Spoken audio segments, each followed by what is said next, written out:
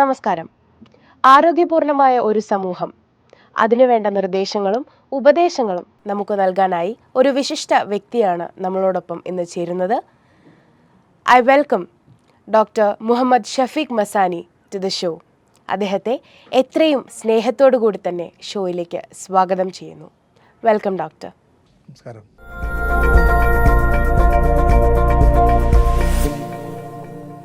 ജനങ്ങളെ ബാധിക്കുന്ന എല്ലാവിധ രോഗങ്ങൾക്കും ഹോമിയോപ്പതി ഒരു ശാശ്വത പരിഹാരം തന്നെയാണ് എന്ന് ഇവിടെ വന്നിട്ടുള്ള മറ്റ് ഡോക്ടേഴ്സിൻ്റെ സംസാരത്തിൽ നിന്ന് വ്യക്തമായിട്ടുണ്ട് ഡോക്ടർ. പക്ഷേ അമിതവണ്ണം എന്ന് പറയുന്ന ഈ ഒരു രോഗാവസ്ഥ, അത് ഹോമിയോപ്പതിയിലൂടെ ആ ഒരു ചികിത്സാ രീതിയിലൂടെ അതിൻ്റെ പൂർണ്ണമായിട്ടുള്ള ഒരു ക്യൂർ, അത് എത്രത്തോളമാണ് അതിൻ്റെ പ്രാക്ടിക്കാലിറ്റി എന്നൊന്ന് വിശദീകരിക്കാമോ?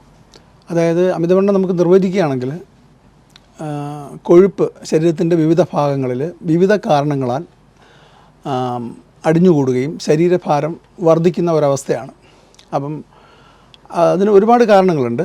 ആ കാരണങ്ങൾ നമുക്ക് പിന്നെ ചർച്ച ചെയ്യാം. അപ്പോൾ അങ്ങനെ ഇതിനെ നമ്മൾ എങ്ങനെ ഒരാൾക്ക് അമിതഭാരമുണ്ടോ എന്ന് കണക്കാക്കുന്നത്, അദ്ദേഹത്തിൻ്റെ പൊക്കം ഇൻ സെൻറ്റിമീറ്ററിൽ നോക്കിയിട്ട് അതിനെ 100 കൊണ്ട് മൈനസ് ചെയ്താൽ കിട്ടുന്ന സംഖ്യ ഉണ്ടല്ലോ. ഉദാഹരണം 175 സെൻറ്റിമീറ്റർ പൊക്കമുള്ള ഒരാളിന് 100 ആ സംഖ്യയെ 100 കൊണ്ട് മൈനസ് ചെയ്താൽ കിട്ടുന്ന 75ആണ്. അങ്ങനെയാണെങ്കിൽ അദ്ദേഹത്തിൻ്റെ വെയിറ്റ് കറക്റ്റാണ്. അതേസമയം 170 സെൻറ്റിമീറ്റർ പൊക്കമുള്ള ഒരാളിന് 85 കിലോ ഭാരം ഉണ്ടെന്നുണ്ടെങ്കിൽ അത് അബ്നോർമൽ വെയിറ്റാണ്, ഓവർ വെയിറ്റാണ്. അതുപോലെ തന്നെ മറ്റൊരു കാര്യം എന്ന് വെച്ചാൽ നമ്മുടെ ശരീരത്തിൻ്റെ വേസ്റ്റിൻ്റെ സർക്കംഫറൻസ് മെയിൽസിന് സാധാരണ ഒരു 94 സെൻറ്റിമീറ്ററാണ് നമ്മുടെ വേസ്റ്റിൻ്റെ സർക്കംഫറൻസ് പറയുന്നത്, സെൻറ്റിമീറ്റർ. അതിൽ കൂടുതലാണെങ്കിൽ അമിതവണ്ണത്തിൻ്റെ ഗണത്തിലേക്കോ അല്ലെങ്കിൽ ഓവർ വെയ്റ്റിൻ്റെ ഗണത്തിലേക്കോ പോകും. ലേഡീസിലാണെങ്കിൽ അത് 80 സെൻറ്റിമീറ്ററാണ് വേസ്റ്റിൻ്റെ അളവ്, ചുറ്റളവ്. അത് അപ്പം ഇത് കണക്കാക്കുന്നതിന് WHO വേറൊരു മാനദണ്ഡം തീരുമാനിച്ചിട്ടുണ്ട്, ബോഡി മാസ് ഇൻഡെക്സ് എന്ന് പറയുന്നത്, BMI എന്ന് പറയുന്നത്. ആ BMI കണക്കാക്കുമ്പോൾ നമ്മുടെ ശരീരഭാരത്തെ നമ്മുടെ പൊക്കത്തിൻ്റെ മീറ്ററിൽ പൊക്കത്തിൻ്റെ സ്ക്വയർ വെച്ച് ഹരിക്കുമ്പോൾ കിട്ടുന്ന സംഖ്യ എത്രയാണോ അതാണ് ഒരാളുടെ BMI എന്ന് പറയുന്നത്. BMI 18 പോയിൻ്റ് താഴെയാണെങ്കിൽ അദ്ദേഹത്തിന്, അങ്ങനെയുള്ള ആളുകൾ അണ്ടർ വെയ്റ്റാണ്. 18.5-നും 24.9-നും ഇടയിലുള്ള സംഖ്യയാണ് ഹെൽത്തി BMI എന്ന് പറയുന്നത്. 24.9-ന് മുകളിൽ, അല്ലെങ്കിൽ 25 മുതൽ 29.9 വരെ ഓവർ വെയ്റ്റ് എന്ന് കണക്ക്. അത് ഒബിസിറ്റി എന്ന് പറയാൻ പറ്റില്ല, over വെയ്റ്റാണ്, over weight.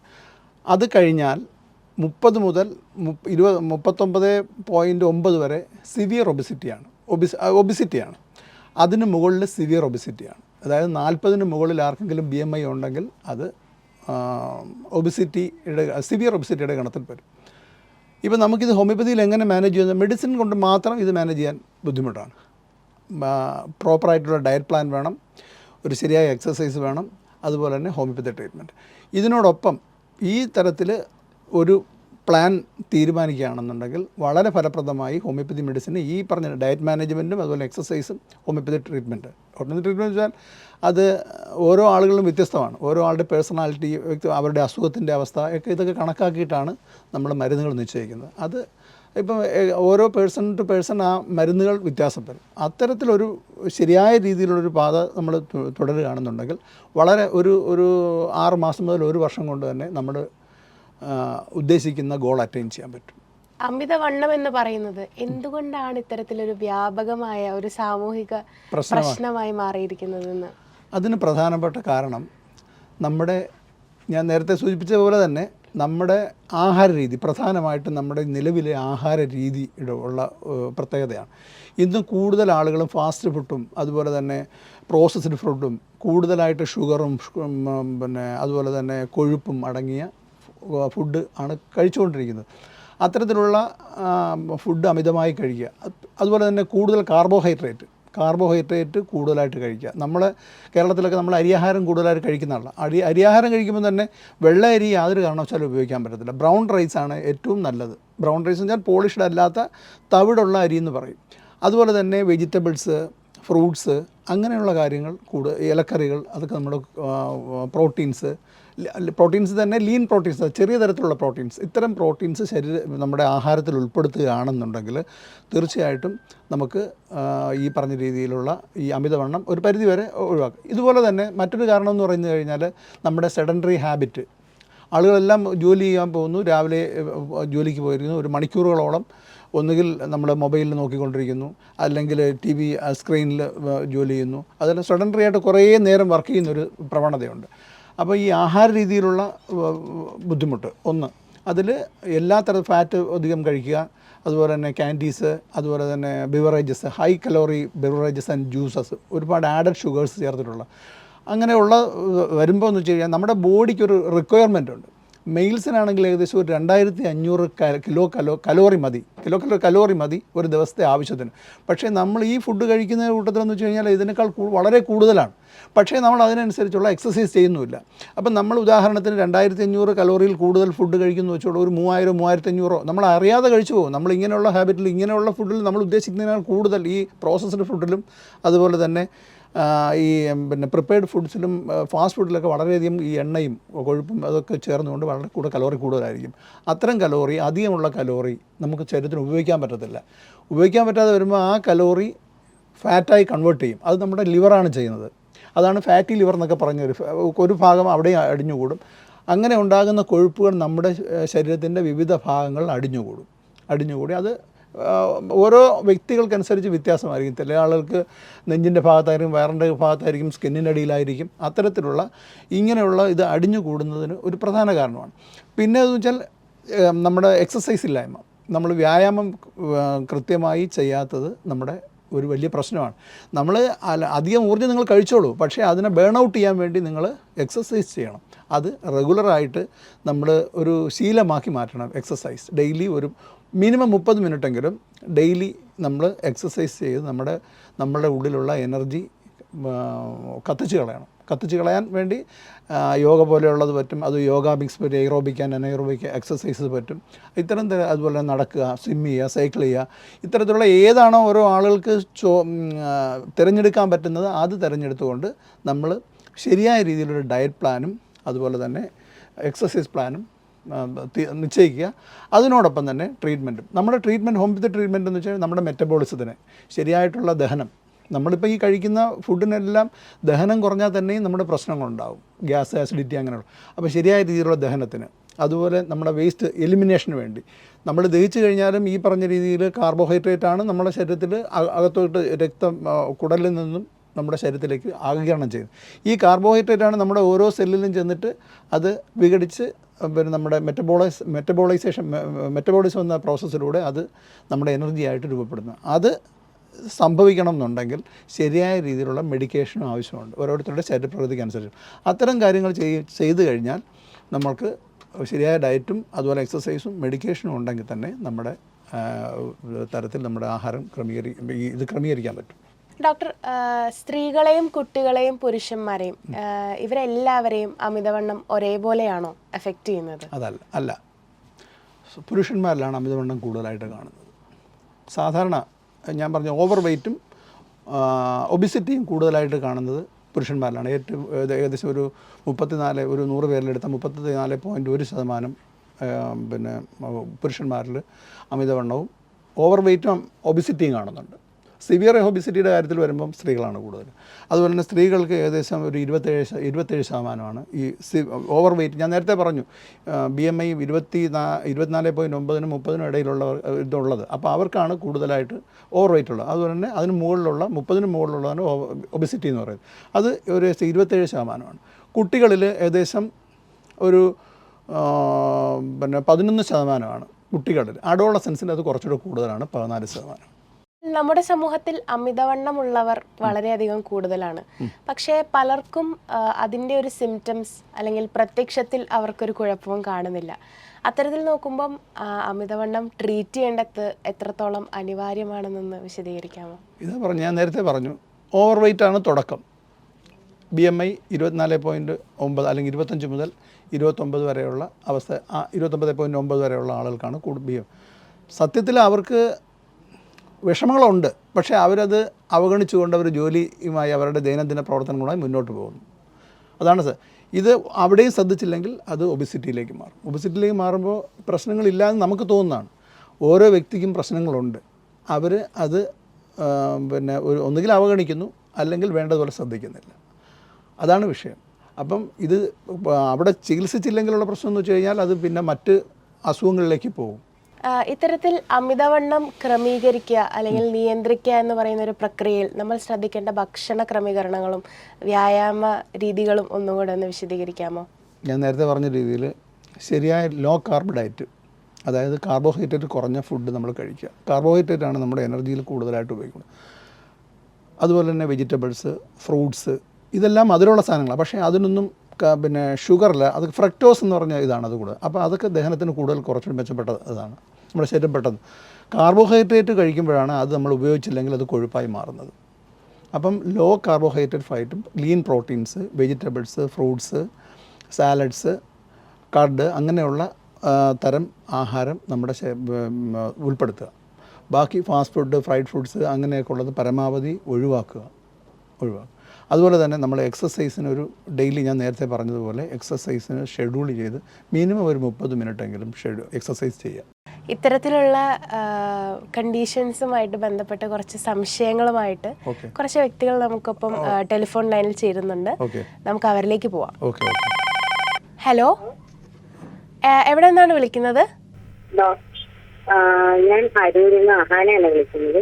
Okay Ahana, പറഞ്ഞോളൂ, ഡോക്ടർ കേൾക്കുന്നുണ്ട്. പറഞ്ഞോളൂ Ahana. Good morning doctor. Good morning doctor. ഞാൻ വിളിച്ചത് എനിക്ക് ഹോമിയോപ്പതിയിൽ അമിതവണ്ണത്തിനുള്ള പ്രതിവിധി എന്തെങ്കിലും ഉണ്ടോ? അതായത് കുറച്ച് സമയത്ത് എനിക്ക് ശരീരം വണ്ണം വെക്കുന്ന ഒരു ഇതാണ്. തൈറോയിഡിന്റെ ഇതുണ്ട്, എന്നാലും നമ്മൾ മെഡിസിൻ ഒരു ഹോമിയോപ്പതിയിൽ നിന്നുള്ള പ്രതിവിധി ഉണ്ടോന്ന് അറിയാൻ വേണ്ടിയായിരുന്നു. ഹൈപ്പോതൈറോയിഡിസം. അതിനിപ്പോൾ ഇംഗ്ലീഷ് മരുന്ന് കഴിക്കുന്നുണ്ടോ? തൈറോനോമോ അങ്ങനെയുള്ള ഗുളികളെല്ലാം കഴിക്കുന്നുണ്ടോ? കഴിക്കുന്നുണ്ട്. ഇപ്പം നമുക്ക് 75 കഴിക്കുന്നുണ്ട്. അപ്പോൾ അത് നമുക്ക് തൽക്കാലം തൈറോനോം നിങ്ങളിപ്പോൾ തൽക്കാലം നിർത്തണ്ട. ഹോമിയോപ്പതി മരുന്ന് നിങ്ങൾ ഒരു ഹോമിയോപ്പതി ഡോക്ടറെ സമീപിച്ചിട്ട് നിങ്ങളുടെ ഇപ്പോഴത്തുള്ള രോഗാവസ്ഥകൾ പറയുക. അതുപോലെ തന്നെ ശരീരത്തിൻ്റെ വെയിറ്റ് നിർണ്ണയിക്കുക, ഹൈറ്റ് നിർണ്ണയിക്കുക, നിങ്ങളുടെ BMI കണക്കാക്കുക. അതിനുശേഷം ഡോക്ടർ പറയുന്ന രീതിയിലുള്ളൊരു ട്രീറ്റ്മെൻറ്റ് പാറ്റേൺ തീരുമാനിച്ചു കഴിഞ്ഞാൽ അതിനോടൊപ്പം തന്നെ ഹോമിയോപ്പതി മരുന്നും തരും. തൈറോയിഡിനും നമുക്ക് തൽക്കാലം നിർത്തണ്ട, അതിനോടൊപ്പം തന്നെ ഹോമിയോപ്പതി മരുന്നുകളും തരും. അതിന് നിങ്ങൾ പ്രധാനമായും ചെയ്യേണ്ടതെന്ന് വെച്ച് കഴിഞ്ഞാൽ നിങ്ങൾക്ക് ഉള്ള ഡയറ്റ് പാറ്റേൺ നിങ്ങൾ ഡോക്ടർ പറയുന്ന രീതിയിൽ ക്രമീകരിക്കുക. അതുപോലെ തന്നെ എക്സസൈസും ഇതിനോടൊപ്പം ചെയ്തു തുടങ്ങേണ്ടി വരും. അപ്പോൾ ഇത് മൂന്നും കൂടി ചേർന്നിട്ടുള്ള ഒരു ചികിത്സയ്ക്കാണ് ഫലം കൂടുതലായി കാണുന്നത്. അപ്പോൾ അത് ഹോമിയോപ്പതി മരുന്ന്, ഡയറ്റ് ശരിക്കും കലോറി കുറഞ്ഞ ലോ കാർബ് ഡയറ്റുകൾ കഴിക്കണം. അത് ഡോക്ടർ സംസാരിക്കുമ്പോൾ വിശദമായി പറയും. അതുപോലെ തന്നെ നിങ്ങൾ ക്രമേണ, നിങ്ങളിപ്പോൾ ഒട്ടും എക്സസൈസ് ചെയ്യുന്നില്ലെങ്കിൽ ക്രമേണ എക്സസൈസ് ചെയ്ത് തുടങ്ങുക. ആദ്യം ഒരു 5 മിനിറ്റ്, 10 മിനിറ്റ്, 15 മിനിറ്റ്, 20, അങ്ങനെ ക്രമീകരിച്ച് ഒരു 30 മിനിറ്റ് ഡെയിലി നമുക്ക് എനർജി യൂട്ടിലൈസ് ചെയ്യത്തക്ക രീതിയിലുള്ള എക്സസൈസുകൾ ക്രമീകരിക്കും. അത് ഡോക്ടർ പറഞ്ഞു തരും. അല്ലെങ്കിൽ നിങ്ങൾക്ക് സ്വയം ചെയ്യാൻ പറ്റുന്നുണ്ടെങ്കിൽ അങ്ങനെയുള്ള കാര്യങ്ങൾ ചെയ്ത് ഇത് മൂന്നും കൂടെ ചെയ്ത് കഴിഞ്ഞാൽ നിങ്ങൾക്ക് അമിതവണ്ണം കുറയ്ക്കാൻ പറ്റും. അതുപോലെ തന്നെ നിങ്ങളുടെ തൈറോയിഡിൻ്റെ മരുന്ന്, ഇപ്പം കഴിക്കുന്ന മരുന്നിൻ്റെ അളവ് കുറച്ച് നമുക്ക് മരുന്നില്ലാത്തൊരവസ്ഥയിലും എത്തിക്കാൻ പറ്റും. തീർച്ചയായിട്ടും കഴിയും. ഓക്കെ. Thank you Ahana. അമിതവണ്ണം ക്രമീകരിച്ചില്ലെങ്കിൽ നമ്മളുടെ ജീവിതത്തെ അത് എത്രമാത്രം ബാധിക്കും എന്നൊന്ന് വിശദീകരിക്കാമോ? അമിതവണ്ണം ക്രമീകരിച്ചില്ലെങ്കിൽ ഞാൻ പറഞ്ഞ രീതിയിൽ ആ ഒരാളുകൾ, ഇപ്പോൾ ഓവർ വെയ്റ്റുള്ള ആൾ ഒബിസിക്കാവും, അത് BMI 30 മുകളിലേക്ക് പോകുമ്പോൾ അവസ്ഥയിൽ അവർ സ്വാഭാവികമായും അവർ പ്രധാനമായിട്ട് അവർ ഡയബറ്റിക് ആകാനുള്ള സാധ്യതയുണ്ട്. ടൈപ്പ് 2 ഡയബറ്റീസ് അവർക്ക് പിടിപെടാനുള്ള സാധ്യതയുണ്ട്. അതുപോലെ തന്നെ അവർക്ക് ഇൻസുലിൻ റെസിസ്റ്റൻസ് എന്ന് പറഞ്ഞൊരു കണ്ടീഷൻ ഉണ്ടാകാൻ സാധ്യതയുണ്ട്. ഇൻസുലിൻ റെസിസ്റ്റൻസ് എന്ന് പറയുന്നത് അവർ ഓരോ കോശം, ഞാൻ നേരത്തെ പറഞ്ഞു, ദഹിച്ച് നമ്മുടെ രക്തം ആഗിരണം ചെയ്യുന്ന കാർബോഹൈഡ്രേറ്റ് ഓരോ സെല്ലിൽ ചെല്ലുമ്പോഴും അവിടെ ആ സെല്ല് അതിനെ സ്വീകരിക്കാത്ത ഒരവസ്ഥ വരും. അതായത് അപ്പോൾ അങ്ങനെ അത് രക്തത്തിൽ നിൽക്കുമ്പോൾ അതിന് വേറെ മാർഗ്ഗമില്ല, ബോഡി അതിനെ കൊഴുപ്പാക്കി മാറ്റാനുള്ളൊരവസ്ഥയാണ് ഉണ്ടാകും. അപ്പോൾ ആ ഒരു അവസ്ഥയിൽ അതുണ്ടാവാൻ സാധ്യതയുണ്ട്. പിന്നെ ഈ കൊഴുപ്പ് ശരീരത്തിൽ കൂടുമ്പോൾ കൊളസ്ട്രോൾ, അതായത് ഹൈപ്പർ ലിപ്പിഡീമിയ എന്ന് പറയുന്ന കണ്ടീഷൻ, ട്രൈഗ്ലിസറൈഡ്സ്, ഇതൊക്കെ ശരീരത്തിന് അമിതമായി കൂടും. അത് കൂടുന്ന സമയത്തുണ്ടാകുന്ന പ്രശ്നം എന്ന് വെച്ചാൽ കാർഡിയാക് പ്രോബ്ലംസ്, ഹാർട്ട് പ്രോബ്ലം, നമ്മളെ എല്ലാ സിസ്റ്റത്തിനെയും ബാധിക്കും. അതുപോലെ തന്നെ കൊഴുപ്പ് അധികമായി കൂടുമ്പോൾ ഫാറ്റി ലിവർ എന്ന് പറഞ്ഞൊരു നമ്മുടെ കരളിനെ ബാധിക്കും. കരളിലാണ് ആക്ച്വലി ഈ കൊഴുപ്പ് കാർബോഹൈഡ്രേറ്റ് കൊഴുപ്പാക്കുന്ന പ്രോസസ്സ് നടക്കുന്നത്. കുറച്ച് അവിടെയാണ് അടിഞ്ഞുകൂടും. നിങ്ങൾക്ക് സ്കാനൊക്കെ ചെയ്യുമ്പോൾ ഫാറ്റി ലിവർ എന്ന് പറഞ്ഞ 1, 2, 3 സ്റ്റേജ് എന്നൊക്കെ പറയും. അപ്പോൾ അങ്ങനെ ഓരോ സ്റ്റേജ്. പിന്നെ skin problems, joint pains, arthritis, അങ്ങനെയുള്ള ഓരോരോ അസുഖങ്ങളും വന്നുകൊണ്ടേയിരിക്കും. അത് പിന്നെ നമുക്ക് ചികിത്സിച്ചാലും നമുക്ക് നോർമലായിട്ട് കൊണ്ടുവരാൻ വളരെയധികം പാടാണ്. അതുകൊണ്ടാണ് ഞാൻ പറഞ്ഞത്, ഓവർ വെയ്റ്റ് ആകുന്ന ഒരു അവസ്ഥയിൽ തന്നെ നമ്മളത് കെയർ ചെയ്യണം. അവിടെ നിന്ന് തന്നെ ചികിത്സ തുടങ്ങണം. നമ്മുടെ വെയ്റ്റിനെ ഹെൽത്തി വെയ്റ്റ് ആ ലെവലിൽ കൊണ്ട് BMI 24.9 താഴെ നിർത്താൻ നമ്മൾ ശ്രമിക്കുക. വെയ്റ്റ് ഞാൻ നേരത്തെ പറഞ്ഞ രൂപത്തിൽ ഹൈറ്റിനെ 100 കൊണ്ട് മൈനസ് ചെയ്യുമ്പം കിട്ടുന്ന സംഖ്യയിലാക്കി നിർത്താൻ ശ്രമിക്കുക. അതുപോലെ തന്നെ വേസ്റ്റ് സർക്കംഫറൻസ്, നമ്മുടെ വേസ്റ്റിൻ്റെ ചുറ്റളം ഉണ്ടല്ലോ, അതും ഞാൻ നേരത്തെ പറഞ്ഞ ആണുങ്ങളുടെ 94 താഴെയും പെണ്ണുങ്ങൾ 80, സ്ത്രീകളിൽ 80 താഴെയാക്കി നിർത്താൻ ശ്രമിക്കുക.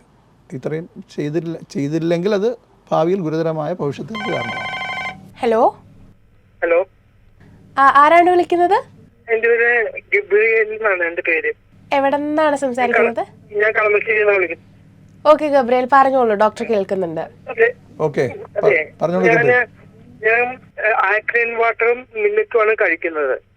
എന്താണ് ആൽക്കലൈൻ വാട്ടർ കുടിക്കാറുണ്ട്, മില്ലറ്റ് കഴിക്കാറാണ് പതിവ്. എന്നിട്ട് എനിക്ക് ബോഡിക്ക്, ഞാൻ ഫാറ്റുള്ള ബോഡിയാണ് എന്റെ, അത് ഫലപ്രദമാകുമെന്ന് അറിയാൻ വേണ്ടിയാണ് ഞാൻ വിളിച്ചത്. അത് ഈ ആൽക്കലൈൻ വാട്ടറും മില്ലറ്റ്സും മാത്രം കഴിച്ചത് കൊണ്ട് നമുക്ക് ബോഡി വെയിറ്റ് കുറയ്ക്കാൻ കഴിയില്ല. അത് കുറച്ചുകൂടി പിന്നെ ഈ മില്ലറ്റ്സ് എന്ന് പറയുന്നത് കാർബോഹൈഡ്രേറ്റ് കുറഞ്ഞ ഭക്ഷണം തന്നെയാണ്. പക്ഷേ അതിനോടൊപ്പം മറ്റ് ഫുഡ് സപ്ലിമെൻറ്റ്സ്, പിന്നെ ഈ ഫ്രൂട്ട്സും വെജിറ്റബിൾസും അതുപോലെ തന്നെ ഇലക്കറികളും ഒക്കെ കൂടുതലായിട്ട് ഉൾപ്പെടുത്തണം. അതുപോലെ തന്നെ നിങ്ങളുടെ വെയ്റ്റും ഹൈറ്റും നിശ്ചയിച്ച് അതിൻ്റെ നിങ്ങൾക്ക് ആക്ച്വലായിട്ട് വേണ്ട ഒരു വെയിറ്റ് എത്രയാണെന്ന് മനസ്സിലാക്കുക. അതുപോലെ തന്നെ നിങ്ങളെ BMI കണക്കാക്കിയിട്ട് അത് എത്രയാണെന്ന് കണക്കാക്കണം. അത് കണക്കാക്കി അതിനനുസരിച്ച് നമുക്ക് ഒരു എക്സസൈസ് പാറ്റേൺ, ഒരു രീതി കൂടെ നിങ്ങളുടെ ജീവിതശൈലിയിൽ ഉൾപ്പെടുത്തണം. അപ്പം കുറച്ച് ഡയറ്റ് മോഡിഫിക്കേഷൻ വേണം. അതുപോലെ തന്നെ എക്സസൈസിൻ്റെ പ്രാധാന്യമുണ്ട്, അതും ഉൾപ്പെടുത്തുക. അതിനോടൊപ്പം കഴിയുമെങ്കിൽ ഹോമിയോപ്പതി മരുന്ന് കൂടെ ഉപയോഗിക്കാൻ കഴിഞ്ഞാൽ നിങ്ങൾക്ക് വളരെ പെട്ടെന്ന് തന്നെ നിങ്ങളുടെ ബുദ്ധിമുട്ടുകൾ ഒഴിവാക്കാൻ പറ്റും. ഇതിന്റെ കൂടെ എന്തെങ്കിലും സപ്ലിമെന്റ്സ് എല്ലാം കഴിക്കേണ്ട ആവശ്യം വല്ലതും ഉണ്ടോ? ഫാറ്റിന് സപ്ലിമെന്റ്സ് എന്ന രീതിയിൽ നിങ്ങൾക്ക് ഫാറ്റ് മെറ്റബോളിസത്തിന് വൈറ്റമിൻ C ഉള്ള ഫ്രൂട്ട്സ്, അത് ഞാൻ നേരത്തെ പറഞ്ഞു, ഫ്രൂട്ട്സ് കഴിക്കുന്നത് വളരെ നല്ലതാണ്. വൈറ്റമിൻ C ഉള്ള ഫ്രൂട്ട്സ് കൂടുതലായിട്ട് നിങ്ങൾ ഉപയോഗിക്കുന്നത് നിങ്ങളുടെ ശരീരഭാരം കുറയ്ക്കുന്നതിനും ഫാറ്റ് മെറ്റബോളിസം കൂട്ടാൻ സഹായിക്കും. ഇത് പറയുമ്പോൾ വൈറ്റമിൻ C മാത്രം കഴിച്ചുകൊണ്ട് കാര്യമുള്ള, ഇതിനോടൊപ്പം തന്നെ എക്സസൈസിൻ്റെ ആവശ്യമുണ്ട്. മനസ്സിലായില്ലേ? വൈറ്റമിൻ C മാത്രം കഴിച്ചാൽ ചെറിയ തോതിലുണ്ട്, പക്ഷേ എക്സസൈസ് കൂടെ കൂട്ടിക്കഴിഞ്ഞാൽ, നമ്മൾ എക്സസൈസ് ചെയ്യുമ്പോൾ നമ്മുടെ ശരീരത്തിലുള്ള എനർജിയുടെ ആവശ്യത്തിനായിട്ട് നമ്മുടെ കൊഴുപ്പ്, അടിഞ്ഞുകൂടിയിരിക്കുന്ന കൊഴുപ്പ് ഉപയോഗിക്കുകയാണ് ചെയ്യുന്നത്. അതിന് നിങ്ങൾ ഈ സപ്ലിമെൻറ്റ്സ് എന്ന രീതിയിൽ നാച്ചുറൽ സപ്ലിമെൻറ്റ്സ് ആയിട്ടുള്ള വൈറ്റമിൻ നാരങ്ങ വെള്ളമോ അങ്ങനെയുള്ള കാര്യങ്ങൾ, വൈറ്റമിൻ C ഉള്ള ഫ്രൂട്ട്സ് കൂടുതലായിട്ട് കഴിച്ചു കഴിഞ്ഞാൽ നിങ്ങൾ എക്സസൈസ് ചെയ്യുന്നതോടൊപ്പം തന്നെ വേഗത്തിൽ നിങ്ങളുടെ കൊഴുപ്പ് മെറ്റബോളൈസ് ചെയ്യാൻ സഹായിക്കും. സപ്ലിമെൻറ്റ്സ് അല്ലാതെ കൂടുതൽ സപ്ലിമെൻറ്റ്സ് ഒന്നും വേണമെന്നില്ല. വൈറ്റമിൻ C വളരെ നല്ലൊരു സപ്ലിമെൻ്റാണ്. Okay, thank you Gabriel. മറ്റ് രോഗാവസ്ഥകളുമായിട്ട്, അതായത് ഇപ്പോൾ PCOD പോലെ അല്ലെങ്കിൽ ഡയബറ്റിക്സ് പോലെയുള്ള മറ്റ് രോഗാവസ്ഥകളുമായിട്ട് അമിതവണ്ണം എത്രത്തോളമാണ് ബന്ധപ്പെട്ടിരിക്കുന്നത്?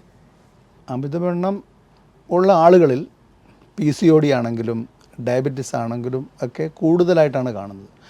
അതുപോലെ തന്നെ ഹോർമോണൽ ഇൻബാലൻസ് ഉള്ള ആളുകളിൽ, അവരിലും സ്വാഭാവികമായും അവരുടെ വെയിറ്റ് കൂടാൻ കാരണമാകും, കൊഴുപ്പ് കൂടാൻ കാരണമാകും. അപ്പോൾ അത്തരം രോഗാവസ്ഥകൾ ഇതുമായിട്ട് ഡയറക്റ്റ്ലി പ്രൊപ്പോർഷണലാണ്, ഇൻഡയറക്റ്റ്ലി അല്ല. ഒബിസിറ്റിയും ഇത്തരം രോഗാവസ്ഥകളും ഡയറക്റ്റ്ലി പ്രൊപ്പോർഷണലാണ്. മനസ്സിലായില്ലേ? അപ്പോൾ അങ്ങനെ ഒബിസിറ്റി ഉള്ള ആളുകളിൽ തീർച്ചയായിട്ടും അവർക്ക് പല PCOD ഉണ്ടാകും. അപ്പോൾ അവർക്ക് PCOD കുറയണമെന്നുണ്ടെങ്കിൽ തീർച്ചയായിട്ടും അവരുടെ അമിതഭാരം കുറച്ചെങ്കിൽ മാത്രമേ അവരുടെ ട്രീറ്റ്മെൻറ്റ് പ്ലാൻ സക്സസ് ആവുള്ളൂ. അതുപോലെ തന്നെ ഫാറ്റി ലിവർ ഉള്ള ഒരാളിന് അത് കുറയണമെന്നുണ്ടെങ്കിൽ അമിതഭാരം കുറച്ചേ മതിയാവും. മനസ്സിലായില്ലേ? അതുപോലെ തന്നെ ഈ അമിതഭാരം കൊണ്ട് പിന്നെ കാർഡിയാക് പ്രോബ്ലം ഉള്ള ഒരാളിനെ സംബന്ധിച്ചിടത്തോളം അത് കുറച്ചേ അത് കുറയുള്ളൂ. അതുപോലെ തന്നെ അമിതഭാരം കൂടുന്നതനുസരിച്ച് നമ്മുടെ ശ്വാസകോശത്തിൻ്റെ ലോഡ് കൂടുക ചെയ്യുന്നത്. അപ്പം നമുക്ക് ഈ ശ്വാസകോശമാണ് നമ്മുടെ ശരീരത്തിൽ എയറിൽ നിന്ന് ഓക്സിജൻ എടുക്കുകയും അത് ശരീരത്തിൻ്റെ വിവിധ കോശങ്ങളിൽ എത്തിക്കുകയും അവിടെ നിന്ന് കാർബൺ ഡൈ ഓക്സൈഡിനെ സ്വീകരിച്ച് വെളിയിലേക്ക് കളയുകയും ചെയ്യുന്നത്.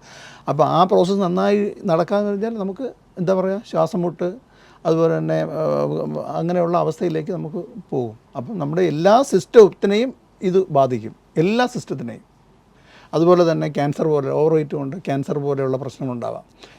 ഇത് ഏറ്റവും ആദ്യം തുടങ്ങുന്നത് നമ്മുടെ ദഹനേന്ദ്രിയ വ്യൂഹത്താണ്. അവിടെ ദഹനേന്ദ്രിയ വ്യൂഹത്തിലെ ക്യാൻസറുകൾ, ഒവേറിയൻ ക്യാൻസർ, പ്രോസ്റ്റേറ്റ് ക്യാൻസർ, അങ്ങനെയുള്ള ക്യാൻസറുകൾ പോലെ ഡെവലപ്പ് ചെയ്യാൻ ഒബിസിറ്റി കാരണമാണ്.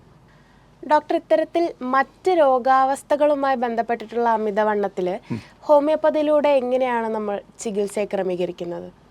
ഞാൻ പറഞ്ഞല്ലോ, മറ്റ് രോഗാവസ്ഥയുമായി ബന്ധപ്പെട്ടെന്ന് വെച്ചാൽ ഉദാഹരണം PCOD, അതുപോലെ തന്നെ ഡയബറ്റിസ് 2 ടൈപ്പ് ഡയബറ്റിസ്, അതുപോലെ കുഷിംഗ് സിൻഡ്രോം, ഹോർമോണൽ ഇൻബാലൻസ് കൊണ്ടുള്ള പ്രശ്നങ്ങൾ, അതുപോലെ തന്നെ ഹൈപ്പോതൈറോയിഡിസം കൊണ്ടുള്ള അമിതഭാരം. ഇതൊക്കെ നമുക്ക്, ഞാൻ പറഞ്ഞല്ലോ, ഇത് രണ്ടും വേറിട്ട് നിൽക്കുന്നില്ല ഹോമിയോപ്പതിയിൽ. ഇത് രണ്ടും കൂടി ചേർത്തുകൊണ്ടാണ് മനുഷ്യനെ ഒന്നായി കണ്ടുകൊണ്ടല്ലോ ഒരു വ്യക്തി, ഒരു A or B ഒരു വ്യക്തി ഞങ്ങളുടെ ഹോമിയോപ്പതി ഡോക്ടറെ അടുത്ത് വന്നു കഴിഞ്ഞാൽ ഞങ്ങൾ ആ വ്യക്തിയാണ് പരിഗണിക്കുന്നത്. വ്യക്തിയുടെ ശാരീരികവും മാനസികവുമായ രോഗലക്ഷണങ്ങൾ കണക്കാക്കുകയും അവരുടെ രോഗാവസ്ഥയിലുള്ള രോഗലക്ഷണങ്ങൾ പരിഗണിക്കുകയും അതുപോലെ തന്നെ ഒബിസിറ്റി മൂലമുള്ള അവരുടെ പ്രശ്നങ്ങൾ പരിഗണിക്കുകയും ഇതിന് ടോട്ടലായിട്ട് ഒരു ടോട്ടാലിറ്റി എന്ന് പറയും നമ്മൾ. ഒരു പേഴ്സൻ്റെ ടോട്ടാലിറ്റി, ആ ടോട്ടാലിറ്റി മുഴുവൻ ടോട്ടാലിറ്റി എടുത്തതിന് ശേഷം അതിന് ചേരുന്ന ഒരു മരുന്ന്, ഹോമിയോപ്പതി വിവിധ റെപ്പർട്ടൈസേഷൻ എന്നൊക്കെ പറഞ്ഞ് അതുകൊണ്ട് ഈ സിംറ്റംസ് പഠിക്കുന്ന അത് വഴി ഞങ്ങളൊരു മരുന്ന് കണ്ടെത്തും. ആ മരുന്ന് ഒരു Aക്ക് ഉണ്ടാകുന്ന മരുന്നായിരിക്കത്തില്ല Bക്ക് വരുന്നത്. ഈ ഒബിസിറ്റി ആണെങ്കിലും എല്ലാവർക്കും ഒരു മരുന്നല്ല ഹോമിയോപ്പതിയിൽ കൊടുക്കുന്നത്. അപ്പോൾ അത്തരം മരുന്നുകൾ സെലക്ട് ചെയ്യും, ആ മരുന്ന് നമ്മൾ രോഗിക്ക് കൊടുക്കും.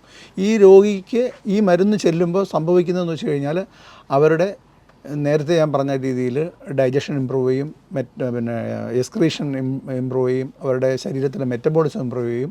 അങ്ങനെ അത്തരത്തിൽ ചെയ്യുമ്പോൾ സംഭവിക്കുന്നത് നമ്മുടെ ശരീരത്തിൽ ശരിയായ രീതിയിലുള്ളൊരു ക്രമീകരണം ഈ മരുന്നുകൊണ്ട് നടക്കും. അതിനോടൊപ്പം തന്നെ നമ്മൾ ചെയ്യേണ്ടത് ഡയറ്റ് ബാലൻസും അതുപോലെ എക്സസൈസും. ഇതില്ലാതെ, ഡയറ്റ് ഇല്ലാതെ, എക്സസൈസ് ഇല്ലാതെ ഹോമിയോപ്പതി മരുന്ന് കൊണ്ട് മാത്രം വളരെ ചുരുങ്ങിയ അളവിൽ മാത്രമേ നമുക്ക് പേഷ്യൻസിനെ മാനേജ് ചെയ്യാൻ പറ്റുള്ളൂ. ഇത്തരത്തിലുള്ളൊരു രോഗാവസ്ഥയിലൂടെ കടന്നു പോകുന്നൊരു വ്യക്തിക്ക് മാനസികമായിട്ടുള്ള രോഗലക്ഷണങ്ങൾ എന്തൊക്കെയാണെന്ന് വിശദീകരിക്കും? ഞാൻ മാനസികമായ രോഗലക്ഷണം വെച്ചാൽ ഞാനത് പറഞ്ഞല്ലോ. ഈ അമിതവണ്ണം കൂടുന്നതിന് ഒരു പ്രധാന മറ്റൊരു വിഷയം എന്ന് പറഞ്ഞു കഴിഞ്ഞാൽ, ഇപ്പം ചോദിച്ചത് നന്നായി, മാനസിക പ്രശ്നങ്ങളാണ്. നമുക്ക് stress, psychological stress and strain, ജോലിയിലുള്ള അമിതമായ ഉത്കണ്ഠ, അതുപോലെ തന്നെ നമ്മുടെ എൻവയോൺമെൻറ്റൽ കണ്ടീഷനുമായിട്ട് അഡ്ജസ്റ്റ് ചെയ്യാൻ പറ്റാത്ത അവസ്ഥ, ഇങ്ങനെയൊക്കെ ഉള്ള കാരണങ്ങൾ നമുക്ക് അമിതവണ്ണം കൂട്ടാൻ കാരണമാകും. അതുപോലെ തന്നെ ഉള്ള ആളിന് ഉദാഹരണം, ഒരു ബസ്സിൽ കയറി അദ്ദേഹത്തിന് ഇരിക്കാൻ സാധാരണ സീറ്റിൽ അയാൾക്ക് ഇരിക്കാൻ കഴിയില്ല, ട്രെയിനിൽ കയറി. അപ്പോൾ എവിടെയാണെങ്കിലും അദ്ദേഹത്തിന് ഒരു മാനസിക സംഘർഷം, സമൂഹത്തിലുള്ള ഒരു സാമൂഹികമായ ഒരു പ്രശ്നം അവിടെ ഉണ്ടാകുന്നുണ്ട്. പുള്ളിയെ ആളുകൾ നോക്കി ബോഡി ഷെയ്മിങ്, പുള്ളിക്ക് അതിനൊരു ഉത്കണ്ഠ ഉണ്ടാവും. ഇതെല്ലാം പുള്ളി മറച്ചു വെച്ചുകൊണ്ട് നടക്കുകയായിരിക്കും ചെയ്യുന്നത്. അപ്പോൾ അതുകൊണ്ട് തന്നെ അത് പരസ്പരം ബന്ധപ്പെട്ടതാണ്. സൈക്കോളജിക്കൽ സ്ട്രെസ് ആൻഡ് സ്ട്രെയിൻ ഒരു വളരെ പ്രധാനപ്പെട്ട കാര്യമാണ് നമ്മളെ ഈ പറഞ്ഞൊരു രീതിയിൽ. ഇങ്ങനെയുള്ള ആളുകൾ അത് ഒഴിവാക്കാൻ വേണ്ടി ഓവർ ഈറ്റിംഗ് നടത്തുന്നൊരു, അവർ TV കണ്ടുകൊണ്ടിരിക്കുക, അല്ലെങ്കിൽ മൊബൈൽ ഉപയോഗിച്ചുകൊണ്ട് അതിൻ്റെ കൂട്ടത്തിലൊക്കെ സ്നാക്സൊക്കെ ഇങ്ങനെ കഴിച്ചുകൊണ്ടേയിരിക്കും. അവരതൊരു ഇതിനെ ഓവർകം ചെയ്യാൻ വേണ്ടി ചെയ്യുന്നതാണ്. അപ്പം മാനസിക സംഘർഷങ്ങൾ വളരെയധികം ദോഷം ചെയ്യുന്നുണ്ട്. ഹലോ, ആരാണ് സംസാരിക്കുന്നത്? ഹലോ, ആരാണ് സംസാരിക്കുന്നത്? എന്റെ പേര് മായ എന്നാണ്. ഓക്കെ, എവിടെന്നാ വിളിക്കുന്നേ? എറണാകുളത്ത് തന്നെയാണ്. ഓക്കെ മായ, ഡോക്ടർ കേൾക്കുന്നുണ്ട്, പറഞ്ഞോ. ഡോക്ടർ, എനിക്ക് തൈറോയ്ഡ്, PCOD ഇവയുണ്ട്. നമുക്ക് ഫുഡ് ഡയറ്റ് ഉണ്ട്, പ്ലസ് എക്സസൈസ്. എത്ര വയസ്സുണ്ട് മായക്ക്? എത്ര വയസ്സുണ്ട്? ഹലോ, എനിക്ക് ഒരു 30 ഉണ്ട്, 30. PCOD തുടങ്ങിയിട്ട് എത്ര നാളായി? PCOD കണ്ടുപിടിച്ചിട്ട് ഒരു 3 വർഷത്തോളം ആയിട്ടുള്ളൂ. അപ്പൊ നമ്മൾ എക്സസൈസും കാര്യങ്ങളും ചെയ്യുന്നുണ്ട്, പക്ഷെ നമ്മുടെ പീരിയഡ്സ് റെഗുലർ അല്ല. അപ്പൊ തൈറോയ്ഡ് ഉണ്ട്, പക്ഷെ നമുക്ക് ഓവർ വെയിറ്റ് കാര്യങ്ങളൊന്നും ഇല്ല. വെയിറ്റ് കുറവാണോ? ഇല്ല, 53, 54 ഉള്ളൂ. ഓക്കെ. പക്ഷെ നമ്മുടെ പീരിയഡ്സ് റെഗുലർ അല്ല. അപ്പൊ ഇനി എന്തെങ്കിലും വേറെ ഇഷ്യൂസ് എന്തെങ്കിലും ഉണ്ടാവുമോ ഇനി? ഹൈപ്പോതൈറോയിഡിസത്തിന് മരുന്ന് കഴിക്കുന്നുണ്ടോ? ഉണ്ട് 50 ആണ് ചെയ്തോണ്ടിരിക്കുന്നത് ഇപ്പൊ, കഴിച്ചോണ്ടിരിക്കുന്നത്. തൈറോയിഡിനം 50 അല്ലേ? അതെ അതെ. അപ്പോൾ വെയിറ്റ് എത്രയുണ്ട് മായക്ക്? ഇപ്പൊ 54. പൊക്കം എത്രയുണ്ട് സെന്റിമീറ്ററിൽ? 5'6" ഉണ്ടാവാം. എത്ര? 5 ഇഞ്ച് അത്ര ഉണ്ടാവും. ഓക്കെ അഞ്ചടി. ഓക്കെ ആ. അപ്പോൾ ഈ ഒരു ഡോക്ടറെ കാണുക, ഒരു ഹോമിയോപ്പതി ഡോക്ടറെ കാണുക. നിങ്ങളുടെ ഡയറ്റ് പാറ്റേൺ ഒന്ന്, ഇപ്പോഴുള്ള ഡയറ്റ് കൂടെ ഒന്ന് എന്തൊക്കെയാണെന്ന് പറഞ്ഞ് ഡോക്ടർ പറയുന്ന രീതിയിൽ ആ ഡയറ്റൊക്കെ ഒന്ന് ക്രമീകരിക്കുക. നിങ്ങളുടെ BMI ഒന്ന് കണക്കാക്കണം. അതുപോലെ തന്നെ ഡീറ്റെയിൽഡ് ആയിട്ടുള്ള രക്തപരിശോധനയൊക്കെ ആവശ്യമുണ്ടെന്ന് തോന്നുന്നു. അപ്പോൾ ഇതെല്ലാം കൂടെ കണക്കാക്കിയിട്ട് ഒരു ഹോമിയോപ്പതി ഡോക്ടറെ കാണു കഴിഞ്ഞാൽ നിങ്ങളെ ഈ പീരീഡ്സിലുള്ള ഇറഗുലാരിറ്റി, അല്ല ഡിസ്മെനോറിയ, അതുപോലെ തന്നെ PCOD, ഇതിനെല്ലാം ഫലപ്രദമായ ചികിത്സ ഹോമിയോപ്പതിയിലുണ്ട്. അപ്പം അതെല്ലാം കൂടെ കണക്കാക്കിയിട്ട് നമുക്ക് മരുന്ന് കഴിച്ചാൽ, അതുപോലെ നിങ്ങൾക്ക് എക്സസൈസൊക്കെ ആവശ്യമുണ്ടോ എന്നുള്ള കാര്യത്തിൽ കൂടെ നോക്കി ഒരു ഡോക്ടറുടെ സഹായത്തോടു കൂടി നമുക്ക് നന്നായി മാനേജ് ചെയ്യാൻ പറ്റുന്നേ ഉള്ളൂ കേട്ടോ. എക്സസൈസ് ഇപ്പൊ ഒരു 2 വർഷം പ്രോപ്പറായിട്ട് ചെയ്യുന്നുണ്ട്. രാവിലെ എത്ര നേരം ചെയ്യുന്നുണ്ട്? ഒരു 30 മിനിറ്റ് അത്രേ ഉള്ളൂ. ഓക്കെ അരമണിക്കൂർ ചെയ്യുന്ന ഇനഫാണ്. നിങ്ങൾക്ക് വെയിറ്റും കൂടുതലെന്ന് തോന്നുന്നു. വണ്ണോ കാര്യങ്ങളൊന്നും ഇല്ല. അതെ. അപ്പം നമുക്കൊരു 60 മിനിറ്റ് 30 മിനിറ്റ് മതിയെന്ന് ഡോക്ടർ പറഞ്ഞുകൊണ്ടാണ് നമ്മൾ ആ രീതിയിൽ ചെയ്തു പോകുന്നത്. ഫുഡായിട്ടെന്ന് വെച്ചാൽ നമ്മള് ചോറ്, അതായത് അരി ആഹാരങ്ങളൊന്നും ഇല്ല. Very good. പോലുള്ള കുറച്ച് റാഗി, ഗോതമ്പ് അങ്ങനത്തെ കുറച്ച് കാര്യങ്ങളെ കഴിക്കാറുള്ളൂ. ഗോതമ്പ് പൊടി ഉപയോഗിക്കരുത്. മാർക്കറ്റിൽ നിന്നുള്ള ഗോതമ്പ് പൊടി ഉപയോഗിക്കാതെ നിങ്ങൾ തന്നെ ഗോതമ്പ് മേടിച്ച് പൊടിച്ച് അതിൻ്റെ അത് ഉപയോഗിക്കുക. അതിൻ്റെ പൊടിയുള്ള ആഹാരങ്ങൾ ഉപയോഗിക്കുക കേട്ടോ. അല്ലെങ്കിൽ ഹോൾ ഗ്രെയിൻ ഗോതമ്പ് പൊടി ഉപയോഗിക്കുക. അതുപോലെ തന്നെ നിങ്ങൾക്ക് യോഗ പോലെയുള്ള കാര്യങ്ങൾ, മാനസിക സംഘർഷങ്ങൾ എന്തെങ്കിലുമൊക്കെ ഉണ്ടോ? ഉറക്കക്കുറവെല്ലാം ഉണ്ടോ? ഇല്ല, അങ്ങനത്തെ പ്രശ്നമൊന്നുമില്ല. യോഗ പോലെയുള്ള കാര്യങ്ങൾ ചെയ്യുന്നത്, മെഡിറ്റേഷൻ, അതുപോലെ തന്നെ പ്രാണായാമ, ബേസിക് ആയിട്ടുള്ള കുറച്ച് സൂര്യ നമസ്കാരം, അങ്ങനെയുള്ള കുറച്ച് യോഗിക് എക്സസൈസ് കൂടെ ചെയ്താൽ നിങ്ങൾക്ക് കുറച്ചുകൂടെ മെച്ചം കിട്ടുമെന്ന് തോന്നുന്നു. എന്തായാലും നമ്മൾ ഫോണിലൂടെ പറഞ്ഞു തീരുന്ന കാര്യങ്ങളെല്ലാം തോന്നുന്നു. കുറച്ചുകൂടെ നമുക്കൊരു ഡോക്ടറുടെ നേരിട്ടുള്ള കൺസൾട്ടേഷൻ ആവശ്യമുണ്ട്. ഞങ്ങളുടെ സ്ഥാപനം ഇവിടെ തേവരയിലുണ്ട്, നാനോ ഹോമിയോ മെഡിക്കൽ സെൻറ്റർ തേവരയിലുണ്ട്. അവിടെ നിങ്ങൾ ഡോക്ടറെ കണ്ടു കഴിഞ്ഞാൽ സ്പെഷ്യാലിറ്റി തന്നെ ചെയ്യുന്ന ആളുകളുണ്ട്. ഇതുമായി ബന്ധപ്പെട്ട് സ്പെഷ്യാലിറ്റി ചെയ്യുന്ന ഡോക്ടർമാരുണ്ട്. അവരൊക്കെ ബന്ധപ്പെട്ട് കഴിഞ്ഞാൽ ഒരു നിങ്ങൾക്ക് എനിക്ക് തോന്നുന്നു വെയിറ്റും മറ്റു കാര്യങ്ങൾ 2-3 മാസം കൊണ്ട് തന്നെ നിങ്ങളുടെ അസുഖം ഭേദമാവുന്നേ ഉള്ളൂ. Okay, thank you Maya. Thank you. ഹോമിയോപ്പതിയിലൂടെ അമിതവണ്ണത്തിന് ചികിത്സ തേടുന്ന ഒരു രോഗിക്ക് ചികിത്സയ്ക്ക് ശേഷം എന്തെങ്കിലും ഒരു പാർശ്വഫലം അനുഭവപ്പെടാൻ സാധ്യതയുണ്ടോ? ഹോമിയോപ്പതി മെഡിസിന് തന്നെ പാർശ്വഫലമില്ല എന്നുള്ളതാണ് സത്യം. മനസ്സിലായില്ലേ? അപ്പോൾ അതുകൊണ്ട് തന്നെ അമിതവണ്ണത്തിന് ചികിത്സിക്കുന്ന ഒരാളിന് അതുകൊണ്ട് പാർശ്വഫലം ഉണ്ടാകാനുള്ള യാതൊരു സാധ്യതയില്ല. അവർ മറ്റ് മരുന്നുകൊണ്ട് യാതൊരു പാർശ്വഫലവും ഉണ്ടാവില്ല. ഇത്തരത്തിലുള്ള ചികിത്സാ രീതി അത് എത്ര നാളത്തേക്ക്, അല്ലെങ്കിൽ എത്ര നാളൊരു തുടർ ചികിത്സ അതിനാവശ്യമാണ്? അതുപോലെ തന്നെ ഒരു ഫ്രീക്വൻസി അത് നമ്മൾ കണ്ടിന്യൂ ചെയ്ത് ഒരുപാട് നാൾ കൊണ്ടുപോകേണ്ടി വരുമോ? അങ്ങനെ ഒരു ചികിത്സയുടെ കാലയളവ് എത്രത്തോളമാണെന്നൊന്ന് വിശദീകരിക്കാമോ? ചികിത്സയുടെ കാലയളവ് ഒരു 6 മാസം മുതൽ 1 വർഷം വരെ വേണ്ടി വരും. അത് രോഗി പൂർണ്ണമായും ഡോക്ടറോടൊത്ത് സഹകരിച്ച് മുന്നോട്ട് പോവുകയാണെങ്കിൽ 1 വർഷം കൊണ്ട്, ഒരു 6 മാസം അല്ല ഒരു 3 മാസം കൊണ്ട് തന്നെ നമുക്ക് റിസൾട്ട് കണ്ടു തുടങ്ങും. പക്ഷേ നമ്മുടെ ഒരു ഫൈനൽ ഗോൾ എന്ന് വെച്ചാൽ, ഞാൻ നേരത്തെ പറഞ്ഞു 85 കിലോ ഉള്ള ഒരാളുടെ വെയിറ്റ് 75 കിലോ ആക്കണമെന്നുണ്ടെങ്കിൽ 10 കിലോ കുറയ്ക്കണം.